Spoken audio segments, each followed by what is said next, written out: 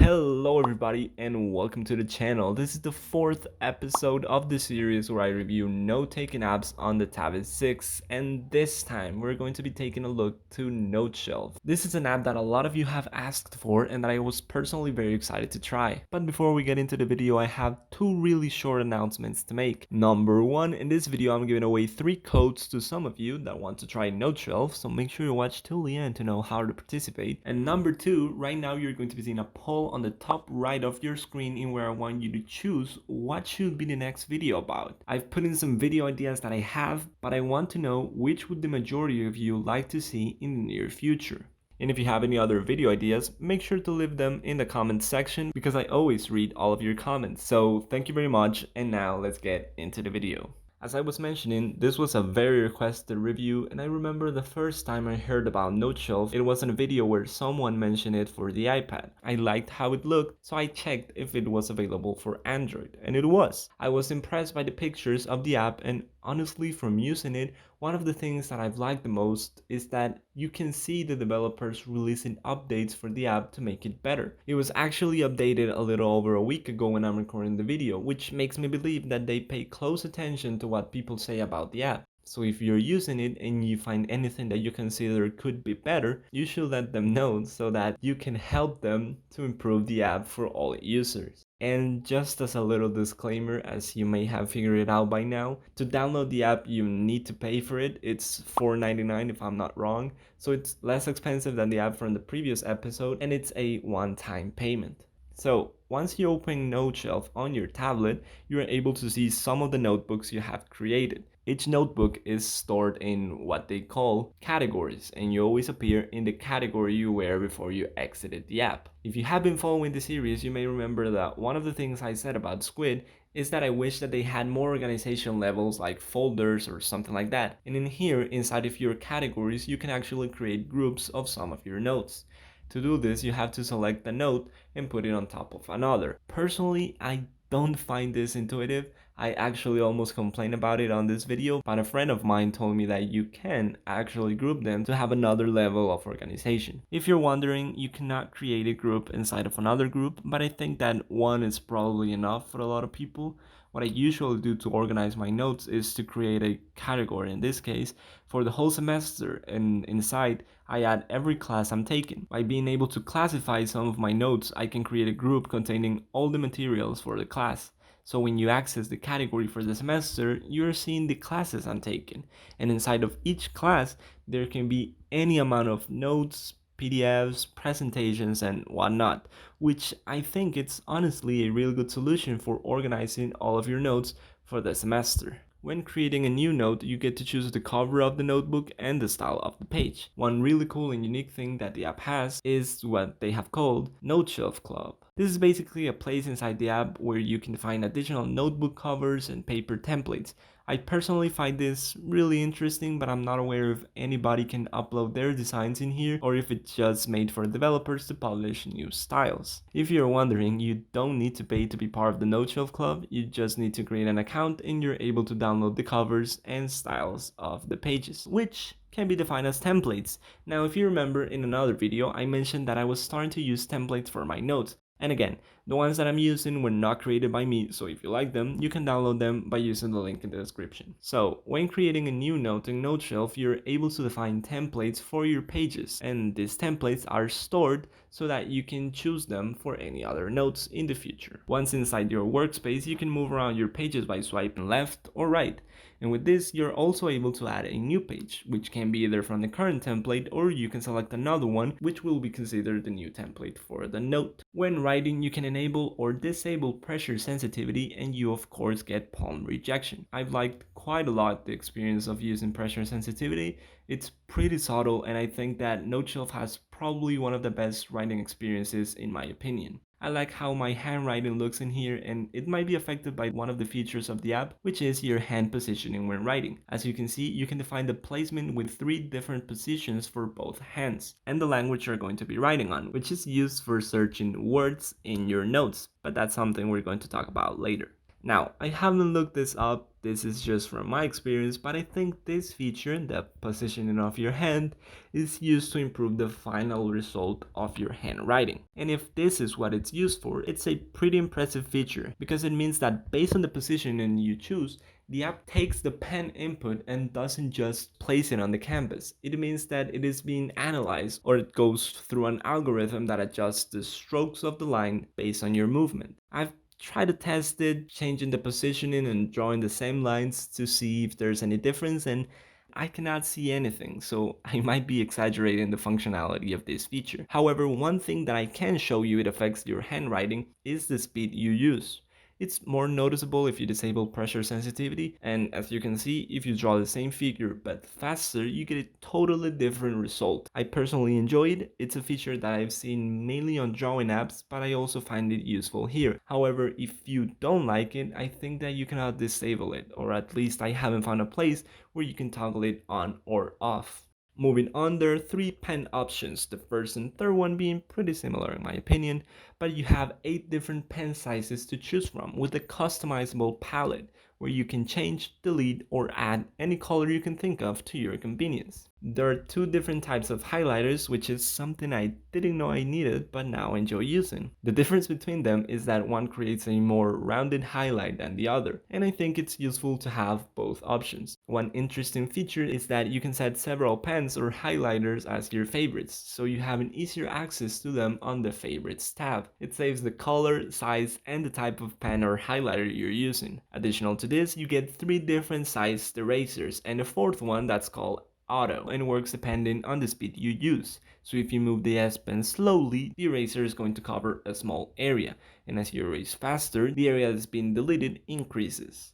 One thing worth mentioning is that you can undo your actions by tapping the arrow on the left, but you cannot redo them, which is something that now that I cannot do, I've discovered I use a lot. You can also add typed text to your notes. There are 4 different types of fonts, and one thing that they've added on the last update is the conversion of handwritten notes to text in 65 languages. I haven't had too much time to test this, but it seems to do its job correctly. To activate it, you first need to pick the selection tool that grabs everything that the blue lines touch, which is a different implementation from the ones we've been seeing, but it's honestly not difficult to get used to. Once you have selected your text, when you tap it, there are some options that appear on top of it, one of them being convert to text. If you're not satisfied with the translation that the app made, you can edit it to obtain the proper result. And now that I've mentioned the selection tool, there are some things that I think could be improved. First of all, I don't know why, but when you're using this tool, you cannot use any single finger gestures, like moving around the page or swiping left or right to go to other pages. Also, you cannot change the pen size or type of your selection. You can change the color, but it's limited to 14 pre-selected ones. You can resize your selection, but you cannot rotate it. And one thing I was told, I didn't discover this by myself, is that when you select a significant amount of text, you're not able to copy it. Apparently there's a limit, which is really unfortunate, but that's how it is. If you're only reviewing your notes and you're not planning on editing them, you can disable your pen from writing on the screen so you can be moving around the pages with it. With this app, you get shape assistance, so anything you draw is converted to something similar to a shape. And I say this because you can actually write using this feature and your letters are converted to something similar to a shape. On the other hand, if you're actually trying to draw shapes, you get some support with this feature. However, something that I've noticed is that you can draw not perfect shapes. So as you can see, just by drawing 4 lines, I'm not getting a perfect square or rectangle. I'm getting a shape that's similar to what I was drawing. I think this could be useful in some scenarios, but I think it could also be a problem in others. If you're wondering, the shape with the most number of sides you can draw is a hexagon. Anything over 6 sides gets transformed into a circle. Random fact that I hope some of you find interesting. As you have been seeing inside of your notes, you're working on pages. And once you have a significant amount of information on them, getting from the first page to the last one might be something you're concerned about. To travel faster between pages, you can tap this icon and select any page you want to see. You can also bookmark any of them and give the bookmark a color and a name so that when you're seeing all of them, you can identify it faster.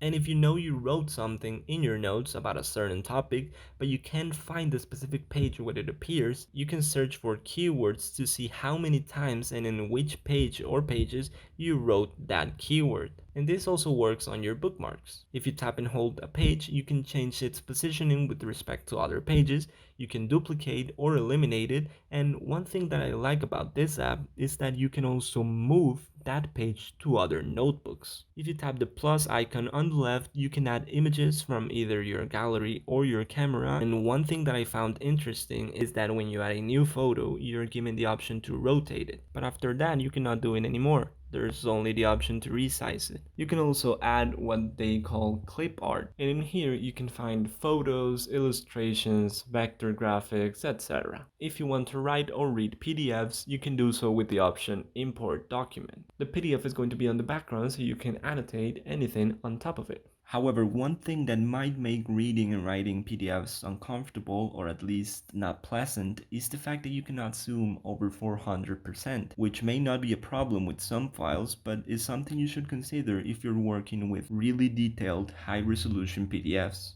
And as you may have seen already, you can also add multiple audios to any of your pages, which you can then listen by tapping on the mic icon. From what I've been testing this feature, I have to say that what I like the most is that if I want to continue recording, I can do it on the same audio file after the recording has been stopped, and even after the app has been closed. It's also really good that you can choose the playback speed of the audio from 0.5x to 2x.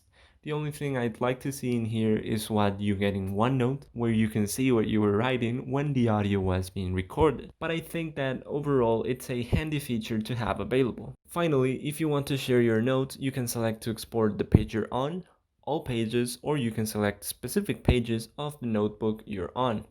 The resulting file can be either a PDF or an image with a PNG extension. From the time I've been using it, it works flawlessly, but the one thing that really bothers me is that the exported file, it's honestly really difficult to find. I mean, you have to go to your files, choose Android, data, find a folder named Noteshelf with a lot of other words in there, and then you can see the PDFs or photos of your notes. So I think there should be an option where you can select where you want the resultant PDFs to be stored, because as I mentioned, it is really difficult to find the correct folder. And if you were wondering about cloud backups and using the app on multiple devices, I probably wouldn't recommend this app. From my experience, when I downloaded the app on my phone and I connected my Google Drive account, I was actually able to see the notebooks appearing on my screen. But now the notes are not syncing and it says the backups are being made. So I don't think it's a problem with getting the information to the cloud. I think it's probably creating separate backups for each of my devices. So if you're planning to use this app to take notes on multiple devices, this might be a problem to you. Hey, quick pause, this is me editing the video and I just saw that what I was saying is something they actually mentioned on their support page. So basically you can back up all of your notes across many different devices, but if you want to restore them, you have to manually import them to your notes. So yeah, unfortunately there's no autosync, but the good news is that at least you can have your notes on multiple devices. But let me know what you think about the app in the comment section. I personally like it a lot. It is actually the note-taking app I'm planning on using this summer semester. I know a lot of you have been asking me which note-taking app I recommend the most for Android tablets, and I believe this is my favorite one up to this point. If you also liked it and you've been waiting to hear how to get the promo codes, listen carefully. Noteshelf has been really kind to give you the chance of winning one of the 3 promo codes that I'm giving away. The giveaway is going to last 1 week, so you have 7 days since the day I published the video to participate. The only things you have to do if you want to be part of this is to subscribe to my channel, follow Noteshelf on Instagram, and leave a like to their last post. When you have all of the steps completed, make sure to leave a comment with your Instagram username for me to DM the winners when the giveaway ends. I'm going to be leaving the link to my Instagram for you to follow me